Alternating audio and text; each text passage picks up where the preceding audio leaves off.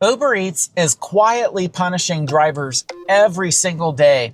And most drivers, they don't even realize that they're helping train the app to keep doing this.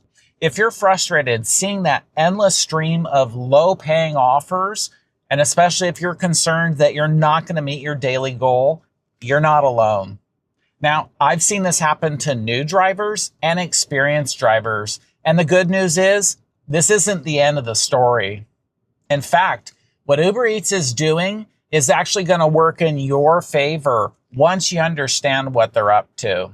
In this video, I'm going to show you why accepting all these kind of bad orders is just going to make the problem worse. Next, I'll show you how to identify the best times in your market so that you can be profitable. And then one strategy that's going to greatly increase your chances of finding many profitable deliveries. Plus, I'll share the biggest mistake that drivers make that just keeps them trapped in that endless cycle of low-paying offers. The very first thing, and let's get the worst case scenario out of the way first, and I think you're going to see why. It is not likely to happen, but hey, let's explore the worst case possible. So if all you see are these low-paying offers, whether you're a new driver or experienced, what this really shows you is Uber Eats has no respect for you. They could care less about you, and they don't even care if you're going to earn any money. They just want to entice you to take every offer. So that's obviously not going to work. We'll go out of business if we just take all the $2 offers. And if you ever test this theory yourself, you'll find out within a week you're going to be in a world of pain and you'll never do it. So what can you do? Just quit. Obviously, if they don't respect your time, just deactivate your own account, log off, don't use the app whatsoever, and then you will be happier in life. I know you're frustrated. I don't want you to do this. This is the worst case. There's so many more profitable ways of working that I'm going to share with you right now. The answer is have patience. Yeah, you'll see a ton of low-paying orders.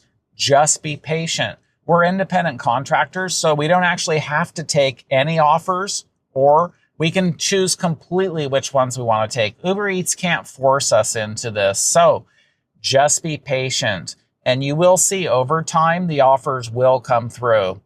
But if you don't heed this advice and you just start taking the low-paying ones, they're just going to send you more. That brings up another great point. So if you do accept low-paying offers, what's keeping Uber Eats from sending more to you? Because all the other drivers that have experience, they know to reject them, and now you do too. But if you're the only one that's available working and everybody else is rejecting offers, Uber Eats has to send them to you. So don't fall for that trick of taking the low-paying ones. You're not going to profit. You're going to have a ton of car repairs. You're not going to make any money. And then you're going to wonder, how does anybody survive in this game? And absolutely, if you do that, you're not going to. So absolutely, do not take low-paying offers. This is actually the only way you're going to make your daily goals when you're out trying to earn some money. I don't like wasting time here in a parking lot just hoping for orders to come. No, I want to be out on the road delivering. So just have patience and hold on. And then when you do see a profitable order, that's the one you want to take. And just don't even stress about it. Reject all those $2, $3, $4 orders. So that was the absolute worst case thing. Obviously, I don't want you to deactivate your account or not work for Uber Eats, but ultimately you may have to. The second thing, the much better solution, go out and learn what's going on in your market.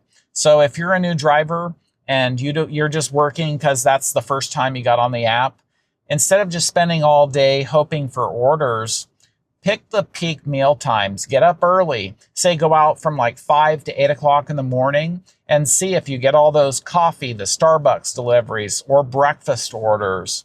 And then try the lunch rush, and it's going to depend on your market. For now, just say between 11 and 1:30. Go out during those blocks of time, and you're going to see what kind of orders do you get. And obviously, you want to go where there's restaurants, because people that work or, it's summer now. A lot of people are at home with their kids. So go where the restaurants are and just see how the lunch rush is. And then go out and try dinner. I would say anytime from 6 to 7, all the way up to 9 o'clock at night. Go out and see how many more orders you're going to get that way. And a little pro tip here, I think you're going to notice during dinner time, that's the biggest meal of the day as far as restaurants are concerned.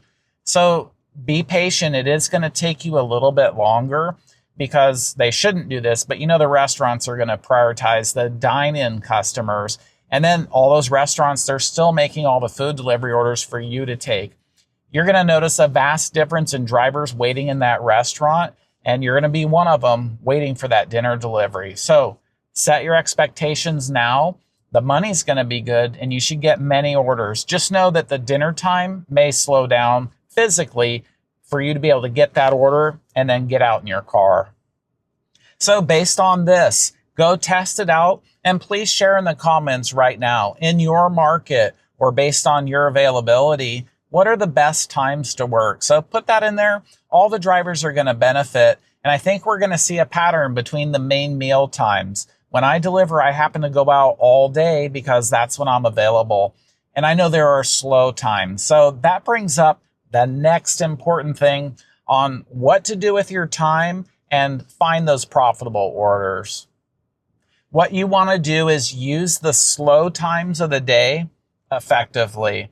For me, well, I'll just jump right to this. If possible, ideally, you could just sit at home and have the app on and be doing wonderful chores, clean your house, work on whatever it is. Do some laundry, do productive things so that you're available to drive as soon as you get that offer. If this doesn't apply to you like it does for me, I may actually be sitting in a parking lot. But what could I be doing instead of just sitting here waiting? I could be going for a walk. Getting some exercise is good. And that's another thing you might consider. Build it into your routine. If you know the slow times of the day, go to the gym and work out. Or just go for a long walk. Obviously, stay near your car so you can get the order. If you're at home, obviously you can work out at home too. Or if you happen to be in a parking lot, just read a good book or do some things both either at home or here in your car. Look online and try to learn ways of improving yourself, your financial situation.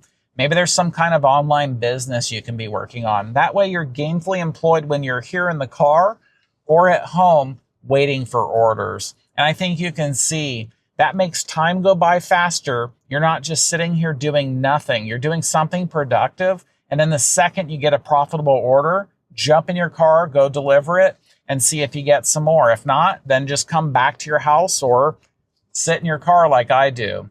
Before we get to the fourth thing, I want to thank you for answering that survey. On my channel, I asked you, what is the biggest thing that you're worried about with Uber Eats? And you rightly shared all the low-paying offers. So thank you for doing that. All right, number 4, the other thing that you can do is reduce your expenses. So that could be something as simple as bringing your own water and your lunch in the car. So the less you spend, the better. The biggest one, we're sitting in it, our cars. Those cost so much money. If you have a really expensive new car, you're going to run it into the ground. A couple viewers over time on my videos have pointed out in their situation, they go out and they buy a used, old, reliable car. And we'll just say, I'm making this up, say between $2,000 and $4,000. If you can afford that, keep it running. And then you see your car as a tool and you don't actually care about it. You'll take maybe longer distance deliveries than you would, or you won't be concerned with preserving your car like I am. Yeah, this is an older car. It's still lasting. If I had done this technique years ago, I think I'd be happier. I'd have a different car that's my main driver, and then I could have bought a used, say, Prius and drive that into the ground and I wouldn't care.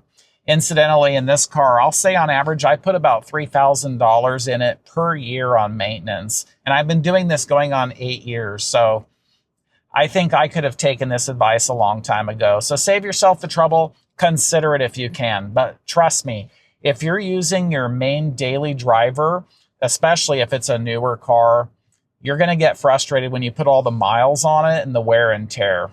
So consider that. And thanks for those viewers that have recommended that. And the bottom line with this idea of getting a different car, what you're doing is you're keeping more of your profits because you've already invested in a car. And I'm sure you can quickly pay off $2,000 to $4,000, even doing this part-time. And then in a way, the car is free. So let's move on to number 5. And this is the biggest secret, the biggest way that you can really hold out for some profitable orders. Are you ready? I am. I love this and I do it. Multi-app. Be on other apps. You can see in the beginning I said the worst case is just say, forget it, UberEats. If you disrespect me that much by only sending me low-paying offers, goodbye, I'll get off the app.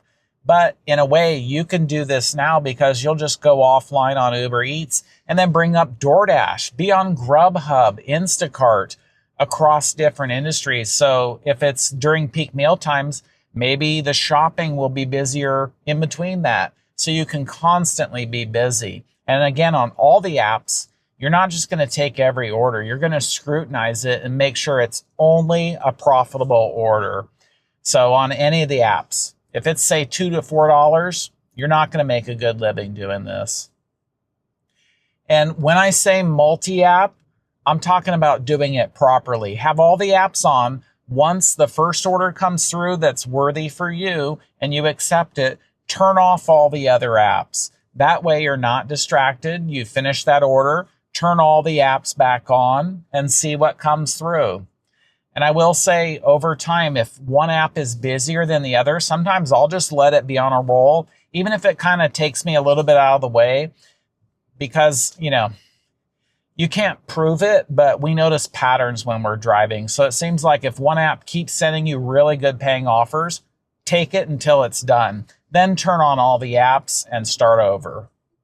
The reason this is such a powerful technique to multi-app is because you have a lot more opportunities to see profitable orders.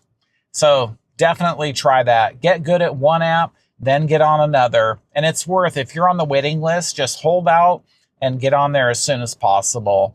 I keep mentioning about taking profitable orders.